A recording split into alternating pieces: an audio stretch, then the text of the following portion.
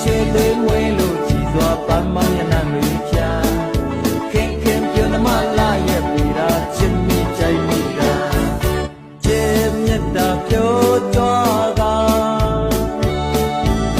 မိုးကြ